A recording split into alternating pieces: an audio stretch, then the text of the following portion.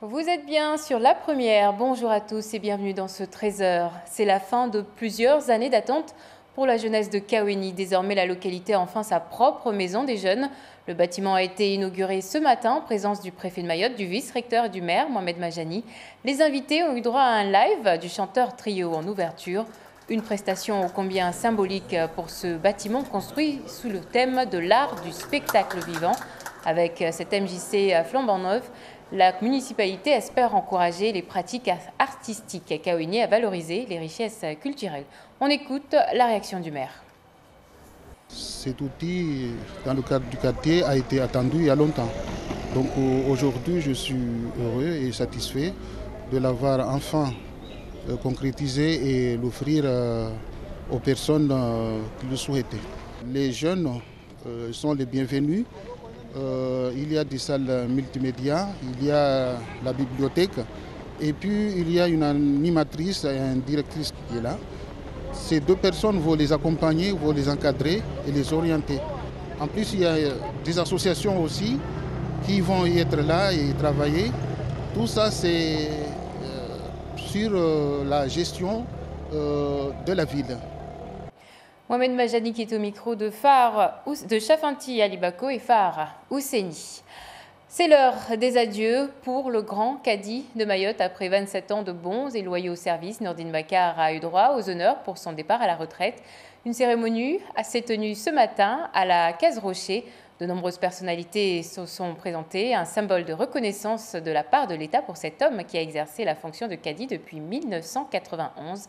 Nommé grand cadi de Mayotte en 2014, Nordine Bakar a défendu durant des années les spécificités de Mayotte sur plusieurs fronts. Issa Abdou nous donne son avis.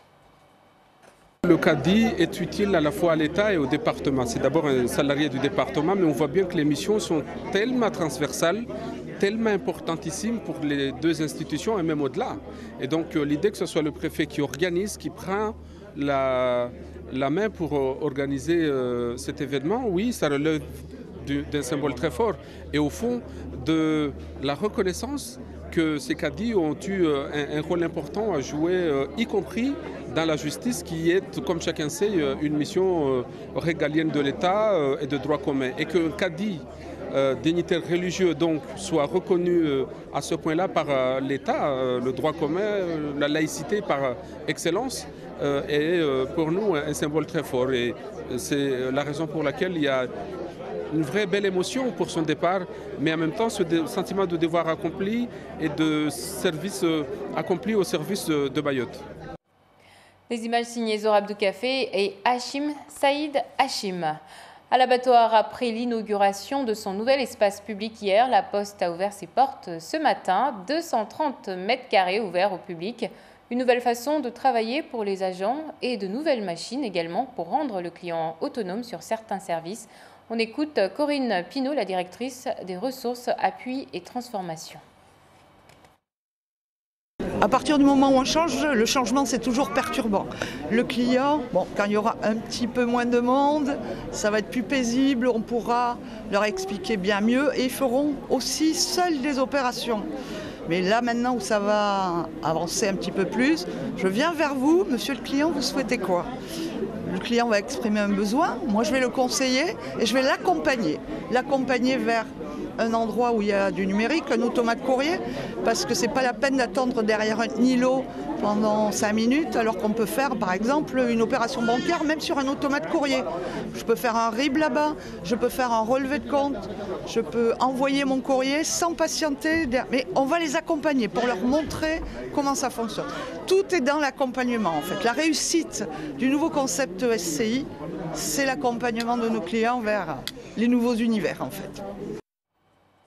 Parlons éducation maintenant avec ce projet baptisé BTS Synergie. Des professeurs de la Cité scolaire du Nord ont eu l'idée de réunir les élèves des BTS de Mayotte pour les inciter à apprendre les uns des autres.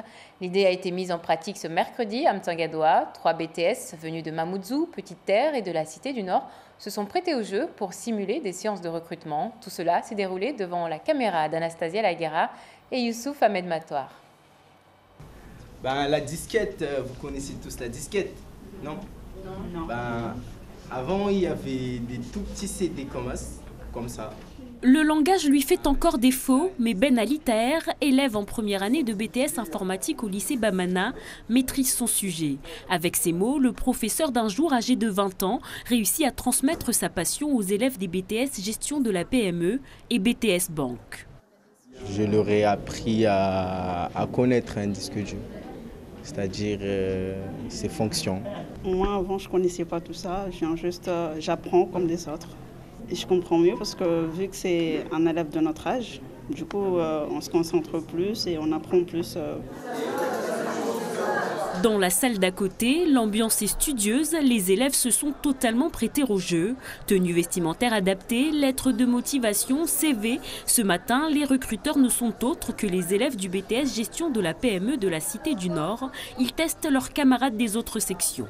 Vous avez fait une formation à la banque postale d'Imbenico, pouvez-vous nous dire ce que c'est? Certes, j'étais stressé, mais parce que c'est la première fois que je le fais en public. Mais par contre, j'avais l'habitude de le faire et j'ai l'habitude de le faire en autonomie avec le responsable. Comment se présenter, comment marcher, le langage corporel. On les aide pour qu'ils se préparent. On suppose que quand ils auront leur BTS, ils vont bien chercher du travail après. Donc, il vaut mieux les préparer dès maintenant et après, ils seront prêts quand ils vont passer un vrai entretien d'embauche. C'est la première fois que cette initiative nommée BTS Synergie voit le jour à la Cité du Nord. L'idée vient du corps enseignant du BTS Gestion de la PME. Le programme Synergie BTS, c'est d'abord faire rencontrer à nos élèves d'autres élèves pour qu'ils puissent apprendre ensemble. Le but, c'est comment on peut réussir en dehors de l'école. Et on voudrait, puisqu'ils travaillent quand même à un niveau Bac+2, qu'ils puissent entre eux travailler, se rencontrer sur des projets bien précis et ainsi évoluer. En janvier, à travers le Challenge du Nord, les élèves du lycée de Mtsangadoua s'affronteront autour de dictées et de calculs. Une nouvelle occasion pour eux d'enrichir leurs connaissances et de se surpasser. Comment faire face à un acte terroriste au sein de l'aéroport de Mayotte? Hier après-midi, toutes les forces de sécurité intérieure du département étaient sur place pour un exercice grandeur nature visant à tester la coordination des services concernés. Le premier bilan fait état de plusieurs blessés et des morts qui ont ressuscité dès la fin de la manœuvre. Laïni Saïd Hachim, Mézora Abdou Café. Plus de 20 personnes à terre, la plupart blessées, d'autres décédées. 2 terroristes ont pénétré dans l'enceinte de l'aérogare et se sont mis à tirer plusieurs coups de feu sur les passagers à l'enregistrement avant de se réfugier dans les bureaux. L'un des assaillants reçoit des tirs des policiers présents au moment des faits. Il est gravement blessé. Le deuxième prend 2 personnes en otage. Cet exercice, organisé par tous les services d'intervention, permet de tester la coordination des équipes en cas d'attentat. C'est un scénario qui est, je dirais, un peu extrême, mais c'est normal, c'est le but de ces exercices, c'est d'aller au plus loin de ce qu'on est capable pour pouvoir, nous, derrière, voir où sont les faiblesses et comment on peut réagir au mieux. Les forces de l'ordre ont pu intervenir discrètement pour procéder à l'évacuation des blessés, mais il a fallu 2 heures et au bout de longs échanges avec l'un des négociateurs du GIGN pour débloquer la situation. Même si quelques ajustements ont été nécessaires, l'essentiel c'est d'aller jusqu'au bout de l'exercice. On sait qu'il y a des choses qui ne seront pas faites obligatoirement comme elles devraient l'être. Mais l'enjeu derrière, c'est de voir si, malgré tout ça, on arrive au résultat qu'on attend.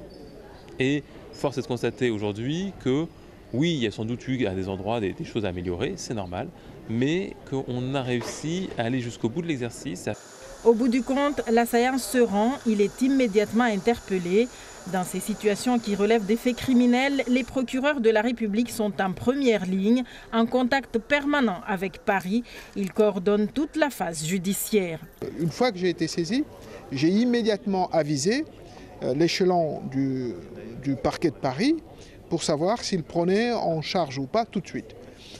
On était dans une logique où on attendait de voir les évolutions des choses en fonction du nombre de victimes, si l'agression se poursuivait. Et au dernier moment, l'évaluation qui a été faite, c'est que l'affaire devait rester à Mayotte et devait être gérée par le parquet de Mayotte. Donc, un débriefing entre tous les services va être réalisé pour faire le bilan de ce premier exercice attentat à Mayotte.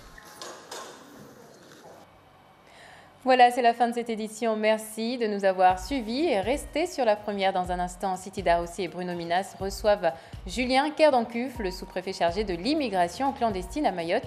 Ils aborderont l'actualité, notamment la reprise officielle des reconduites à la frontière et la réouverture du bureau des étrangers. N'hésitez pas à envoyer vos questions. Très bonne journée à tous.